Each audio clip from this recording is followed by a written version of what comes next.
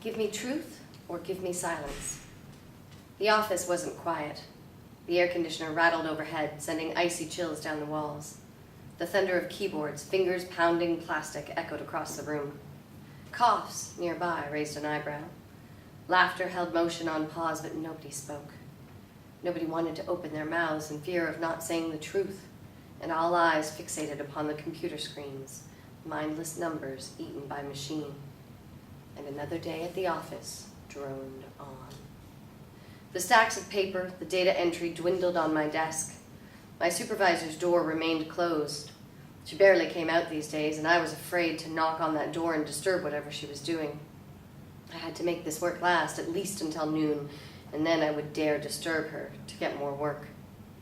It was only 10:30, so I paused, gingerly reaching for the phone, and the women nearby eyed my every move. But I had to kill some time. "Did you hear from them?" I asked, as I held the phone tightly to my ear, trying to keep my voice low. "No," he responded on the other end. "They haven't called yet." "I don't know why they have to do this a year later. It's the rules. Besides, there's now only a 5% fatality rate," he said. "Is that supposed to make me feel better?" "Jesse, there's nothing that we can do, and we have to wait for their call. Then we can decide which one of us will go."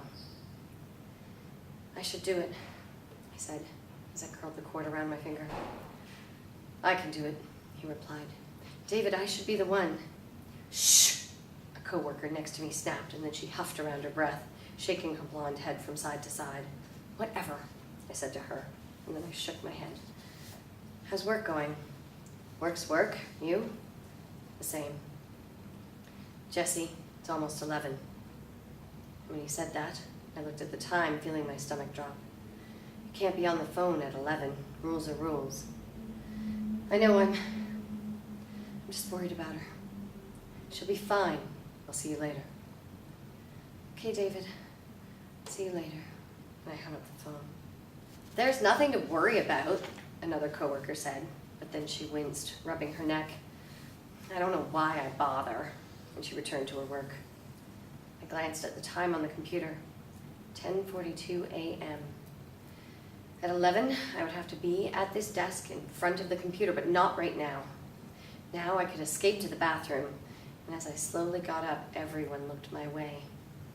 I could see their fear, their suspicion shine against the computer's eerie light, but nobody would say anything. They would keep those thoughts to themselves. "Hi, Jessie," another coworker said as she washed her hands in the background. "How are you?" "Good," I replied, and then flinched at the pain in my neck. "Actually worried. Today's that day." "I'm sorry," but then she flinched. "She'll be okay." Then she flinched again. "I have to go." And the coworker hurried out of the bathroom. I ran my hands under the cold water. It felt nice. I wanted to stay like that, but the lights overhead flickered. First warning. It was nearing 11, and the next warning, if I wasn't in front of a television or computer screen, would be a violent shock to the body. I hated those things, and I pulled my shirt collar down to stare at the silver object in my neck. It reminded me of a quarter, but it wasn't a benefit. It was a punishment for someone else's crimes, and I could feel it beginning to vibrate, gearing up for that razor-sharp zap. So I hurried back to my desk.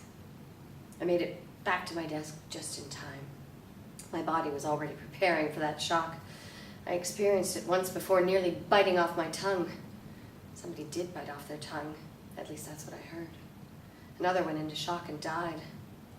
All this just to make us watch, and the lights overhead went out. I was surprised that my supervisor appeared, hurrying out of her office and over to the nearest computer screen, and then we waited, and the computer screens went black, followed by a long pause. The woman that appeared on the screen was a news reporter. She had found a way around the system.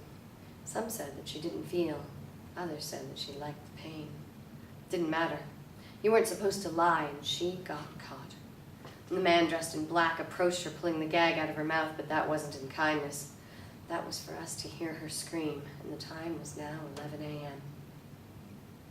"In memory of the 1100 that died," the man in black said in a booming voice, "we have found you guilty of lying. and he placed what looked like a plastic gun against the silver object in her neck. "Give me truth or give me silence." "Give me truth or give me silence," I and my coworkers echoed back, and the man pulled the trigger, ripping the silver object from the reporter's neck and severing her vocal cords. The reporter screamed, but her scream was cut short. Blood flowed down her neck, and the man in black shoved her gag into the hole. He then cut her binds, releasing her, and the reporter burst into tears. But nobody could hear her crying. They could only watch the tears flow in silence.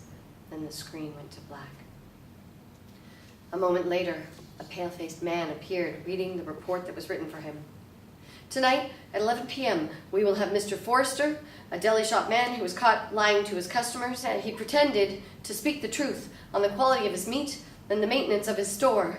But as more people grew ill, it was found that he had lied, telling the truth, but in secret serving up spoiled meat in a rat-infested store. See you at 11. And the screen went black, and the lights came back on. "Back to work," my supervisor declared, casting a look my way, and then she disappeared into her office. "How could that guy lie and tell the truth at the same time?" "Selective memory," I said to my coworker, and then I heard laughter. I looked up to see two women giggling next to each other. They looked at each other's computer screen, obviously at some kind of message, and then they looked my way. Their smiles faded a bit, and they looked at each other, and then they went back to work. "My daughter was funny this morning," my friend Anne said as we now sat in a small kitchen area. "She called me fat, just like that. She said, 'Mom, you're fat.' Doesn't she realize how hurtful that is?" she said as she stuck a spoonful of yogurt into her mouth. "She can't lie, Anne," I said as I checked my watch. 12:15. "We got 15 minutes left. Are you just eating a salad?" "Yeah, why?" "I don't know," and she flinched. "I hate salads. How's your daughter? Have you heard anything yet?" "No, nothing yet," I replied. "She'll be fine," but Anne flinched again. "I hate these things." "Rules are rules," I said. "You sound like David. How's he doing?" "Turned into a bookworm." "Well, publishing's booming again. Nothing else is the same. I can't even lie to my daughter about the old movies and radio. It's all automated now. News is just the news, like in the old days." "Well, nothing we can do about it," I said. "If they just didn't die." But they did. And now we pay the price for it. "I just hate it," Anne sighed, "and my daughter thinks I'm fat." She finished her yogurt. "You're not fat," I said, but then I flinched. But I tried to hide it, but Anne saw right through me. "I'm sorry." "Well, at least you're honest about that. We should head back. More data entry, yay!" We both laughed at that. Around 2 p.m., a coworker's phone rang. The room went quiet, even more quiet than usual. There was really no point these days to talk on the phone. You couldn't lie, you couldn't exaggerate. It had to be cold, honest facts, and the color on her face paled, mirroring the white walls. She gingerly reached for the phone as all eyes, including mine, fell on her, and she pressed the phone against her ear. Then I realized that today was also her day, and I leaned forward a little, hoping to catch a little of what was said. But nothing was said. She just listened, and then she hung up the phone. And she burst into tears, running from the room, followed by at least 2 other women. "Her son didn't make it," one coworker said. "They did say that there's now only a 5% fatality rate," another coworker said. "Just bad luck, I guess," and she flinched. "I mean, it's terrible," and she flinched again. "I mean, fuck it." And she went back to work. "You just don't care," the first coworker said to her, but the woman did not reply. "It's not your problem, right? You don't have kids." The coworker looked my way, holding my gaze for a moment. Then she slowly lowered her head, returning to work. The day dragged on, right up to 3:30 when my phone rang. My blood ran cold. A million eyes fell upon me. My hand moved as if in slow motion, and my breath caught in my throat. My mind tried to think, but it couldn't. I couldn't even speak. I just raised the phone up against my ear and listened. "She's ready," a sharp voice said on the other end. "What time shall we expect you?" I looked at the time on my computer. 4. "Be here at 4. and the line went dead. I quickly finished the rest of my data entry.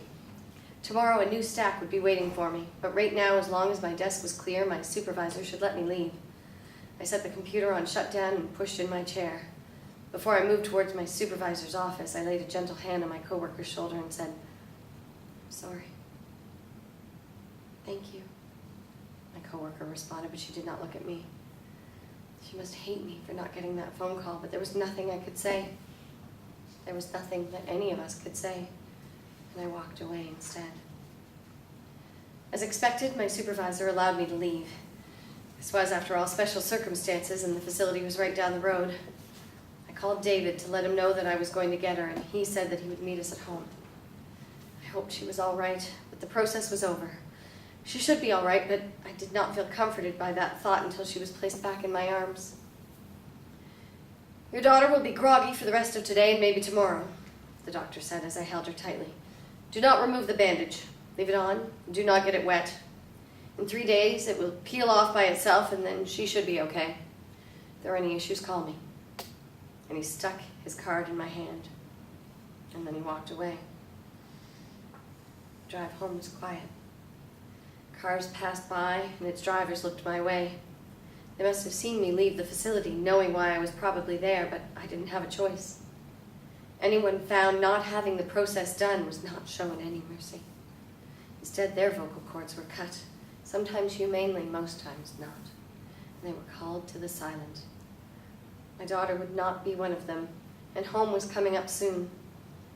Once we got there, I would show her all the love and kindness that I struggled to keep inside. Maybe one day she would understand. Maybe one day she would say, "Mom, you're fat." And I smiled at that.